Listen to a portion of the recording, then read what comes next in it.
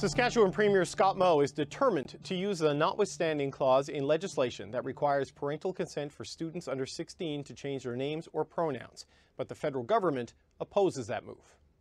The Notwithstanding clause was provided to ensure that the elected government of the day would be able to make the decision on as to which of those rights would be in effect for the people that they ultimately represent. And in this case, that's the rights of a parent to ensure they're involved in their children's decision. What's at stake is children, right? Children that are struggling to sort of be who they want to be. The invocation of the Notwithstanding clause should be something that's a tool of last resort. Okay, so it's a federal-provincial dispute, and it's time to bring in the Friday Power Panel to talk about all of this. Nigan Sinclair is a columnist for the Winnipeg Free Press and a professor of Indigenous Studies at the University of Manitoba. Marie Vastel is an editorial writer for Le Devoir. Journalist and author Paul Wells joins us from Ottawa, as is Susan Delacourt, a national columnist for the Toronto Star. Happy Friday, gang. Nigan, let's start with you. I mean, what do you make of this? It's a preemptive move by Saskatchewan. It was a temporary injunction, not a final decision from the court, but they're going to the Notwithstanding clause option even before this has been settled in court. Well, Scott Moe certainly has the popularity to be able to drive this issue. I mean, this is a base issue. We see it in the Manitoba election right here that it's getting not just favors, and I think people often think this is an issue that appeals to the sort of stereotypical rural white male voter. This is not. This is an issue that immigrant families are interested in, and they're certainly giving support to right-leaning parties for the most part that are interested in parental rights. And the one thing that's really upsetting about this issue is that they continue to frame this as not about LGBTQ. This is absolutely about LGBTQ kids and trying to control of who can and cannot control their pronouns. And the fact is many kids find that possibility first at this young age, and they should have the opportunity to be able to express themselves. Marie, in this case, Scott Moe cited the example of Quebec using the Notwithstanding clause on language and secular issues. Danielle Smith has also referenced Quebec when she talks about her Sovereignty Act.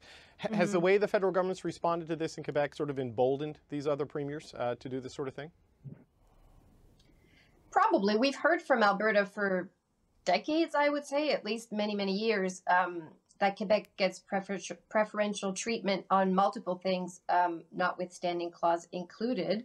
And so it's not surprising that some provinces who want more powers and want more autonomy towards Ottawa are looking to Quebec as an example.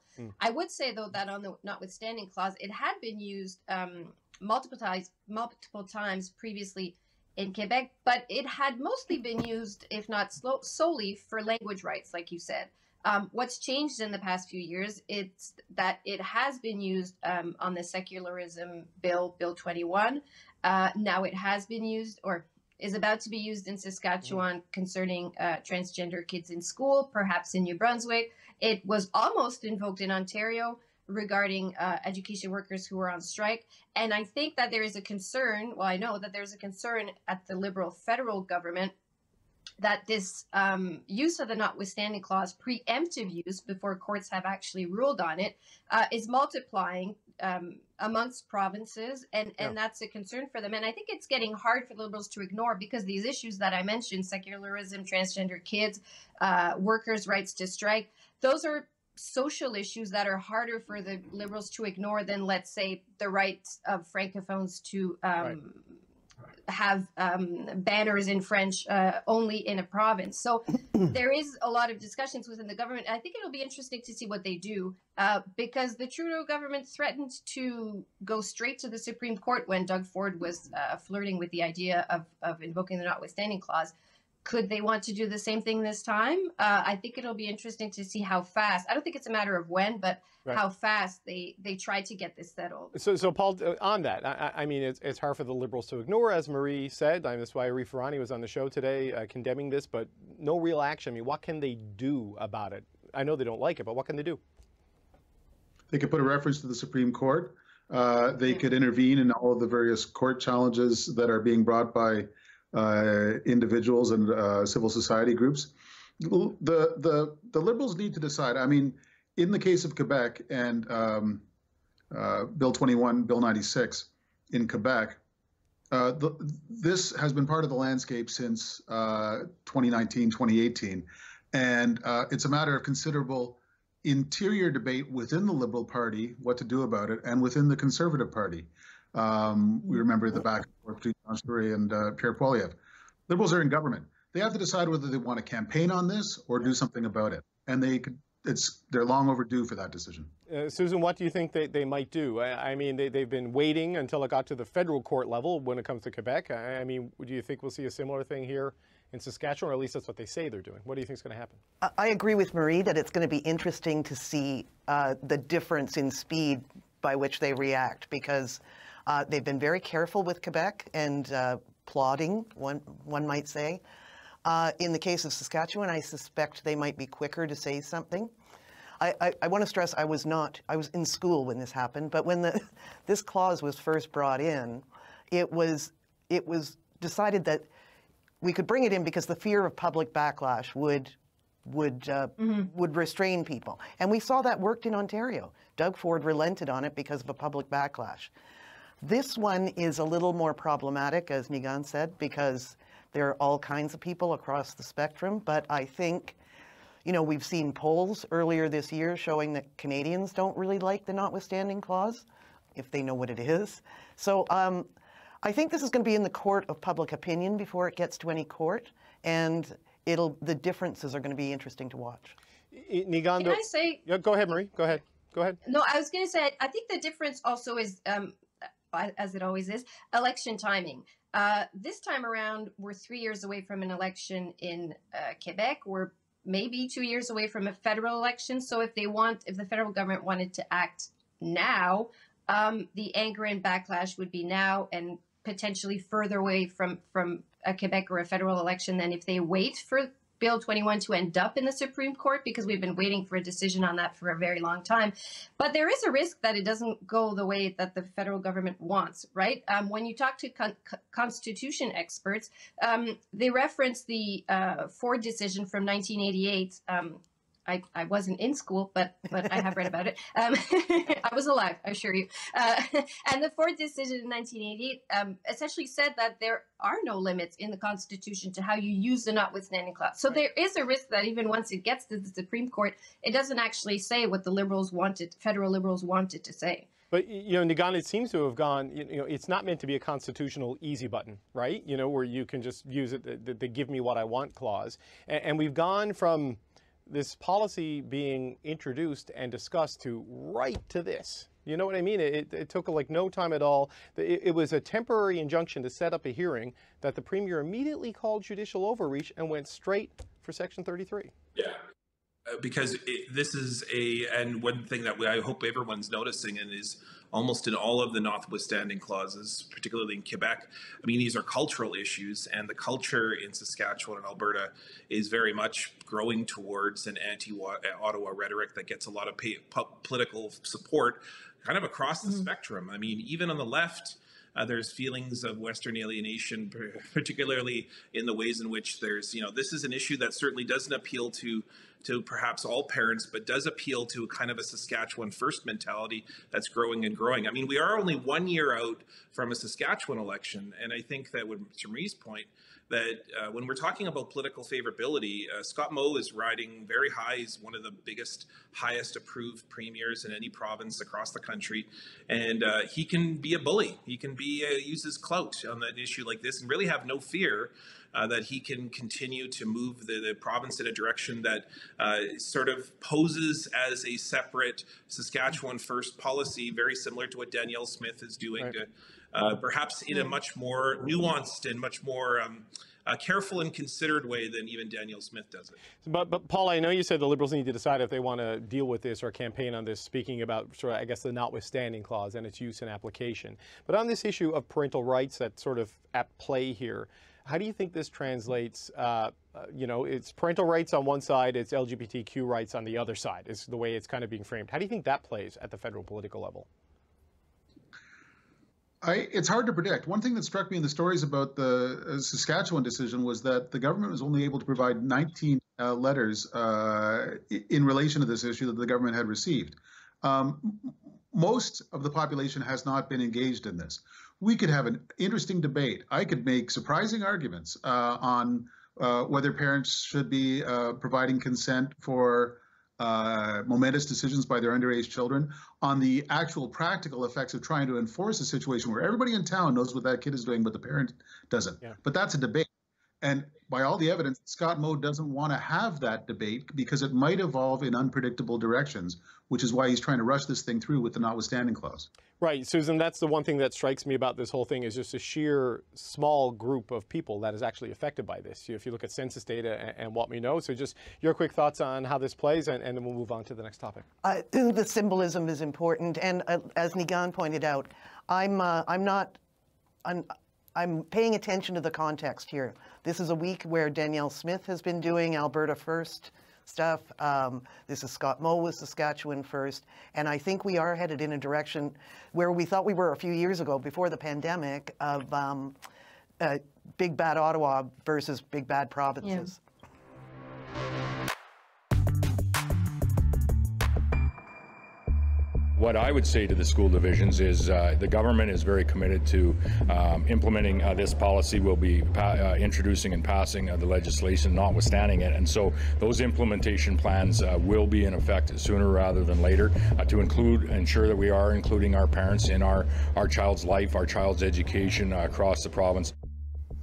Saskatchewan Premier Scott Moe there doubling down on his plan to require that kids under the age of 16 get parental consent to use preferred names or even pronouns at school. He now says he'll use the notwithstanding clause to override an injunction to put a halt on the policy, a pause on the policy. Could other provinces follow Saskatchewan's lead? How did this issue of gender identity become what seems to be a political battle in this country? Let's bring back our Sunday scrum. Catherine Levesque is a parliamentary reporter with the National Post in Ottawa. Rob Benzie, Queen's Park Bureau Chief at the Toronto Star, and Jason Markusoff here with us at CBC News. He's in Calgary. Good to see everyone again. I'm going to start with you on this one, Rob. I did interview the Premier of New Brunswick, Blaine Higgs, before the summer, who was putting in place a similar kind of policy. And I'm not sure that there was as much outrage. He didn't have to threaten to use the notwithstanding clause. What do you make of what the Premier of Saskatchewan's doing here, and perhaps why he's doing it as well? Although Premier Higgs did lose some cabinet ministers and caucus members, with some internal concerns. I think what Premier Moe is doing is playing politics. I understand that intuitively, but I was actually intrigued about where Saskatchewan stands on when it comes to education in this country. And lo and behold, Saskatchewan, and not coincidentally, I suppose, New Brunswick are laggards. Kids in Saskatchewan and New Brunswick get worse education than kids in Alberta or Ontario or Quebec. And that's based on standardized tests that they look at. So the kids are not learning to read as well as in Ontario or in Saskatchewan as they are in Ontario.